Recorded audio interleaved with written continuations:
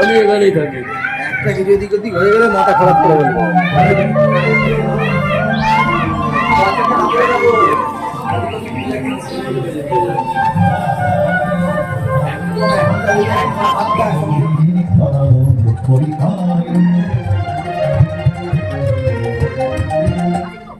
বেশ চলছিল কলকাতা শহুরে জীবনের দিনগুলো, কাটছিল বেশ। বিলে থেকে নরেন্দ্রনাথ হয়ে এখন তিনি সবসময় প্রশ্ন খুঁজে বেড়ান। এমনি খুঁজতে খুঁজতেই একসময় কঠিন কঠোর বাস্তবের সম্মুখীন। ঠাকুর, ভগবান, কেন এসব বলে লোকে? ভগবান কি আদৌ আছেন?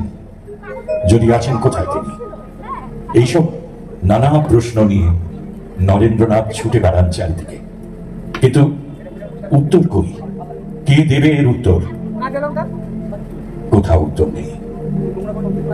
কলেজের প্রফেসর বললেন, যদি এর উত্তর পেতে চাও তবে go and meet the priest of Dakshineswar.